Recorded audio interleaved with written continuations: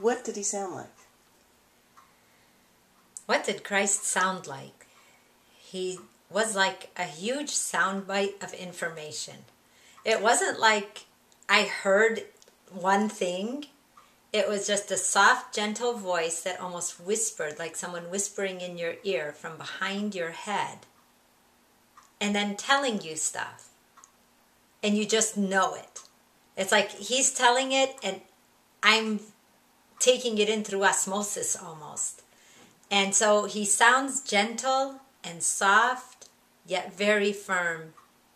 The love is there, but you don't question, like, is there love or isn't there love? You just know it's there. And so that part of it is like not the overwhelming part. It's the part you want back when he stops.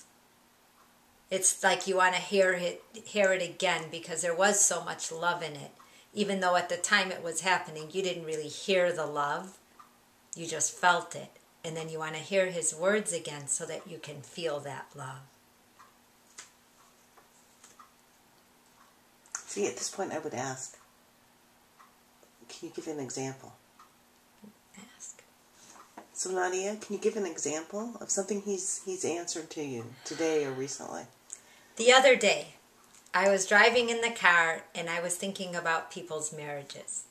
Because I talk to so many people who say, this is going on and that's going on and he doesn't understand and he doesn't know what you understand and this is going back and forth, and all I feel is frustration because there is no truth really being put on the table. I felt like people's armor is up, but they don't know it's up. I know they want to be married. I know they love each other. So what's wrong? And so I'm just driving and I said, Christ, why are we chasing our tails in the places that we put ourselves that we want to be? And then we get there and then it's not what we thought it was.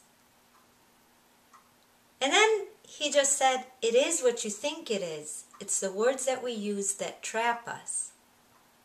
We say you get married to be one. That's impossible to be one.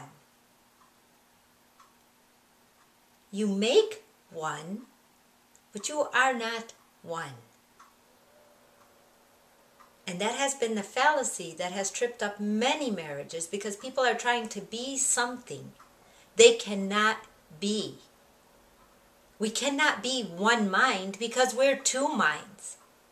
If we came here to be each other, one wouldn't need the other. And because we just say that one thing, or that when our bodies join we become one, no, we make one.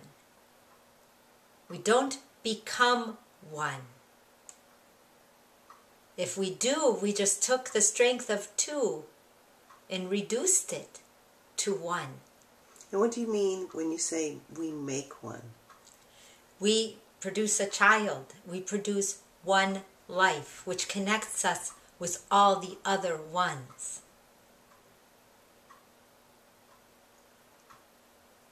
And how does it feel when you receive his answer? The feeling that I get is like, oh my gosh, that makes sense. What we've been saying and what we've been doing or trying to do doesn't make sense. So what happens to us is we can't figure out what's wrong. Why is this not working? And it's not that it's not working because we're so bad. It's that we're going down a path that's kind of the wrong path for us. We're trying to create something that can't be. Every soul comes to earth to experience. We choose what we came here to do. The people that are around us chose us as well to work out what they came here to work out. If we said we were each other, even if a mother over-identifies with her child, that child grows up not knowing who their mother is because all their mother did was for them. They didn't see her work for her. So what happens to them is they grow up and they're not so sure how to work for them because their role model was them grown up, basically. And so we miss that. So when I hear him speak, and it does make sense, immediately I rest inside knowing that answer, because that answer is true. See, we don't realize how much we took and the realities we created for ourselves with the boundaries that we created. I hear so many people talk about metaphysical and light and spiritual and all that just to think of love. It's still just love. Is it only for the spiritual? The people who understand that love rules? Does that mean that the rest of the people who don't feel spiritual don't think love rules? And when I hear him, I feel that love, and it doesn't have a label. There's no church on top of it. There is no parent on top of it. There's nothing on top of it except for the love.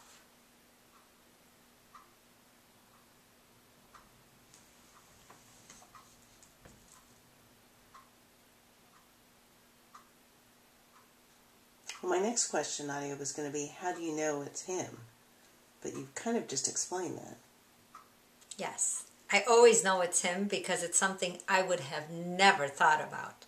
Not being raised in the world we are raised in, not seeing the same stimulus we all see. That's the beauty of this, is that he's showing me how limited we limited ourselves.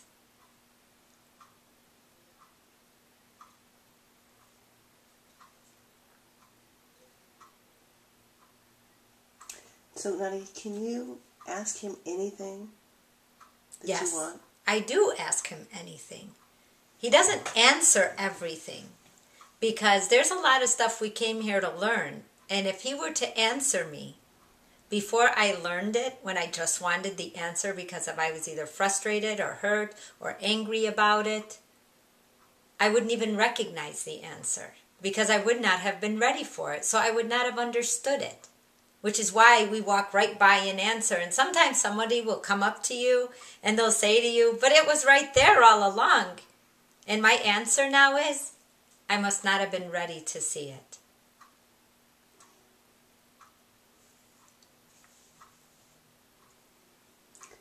And what does it feel like to have him answer you? It feels liberating. It feels like at least somebody knows. Because we usually don't have that opportunity to feel that.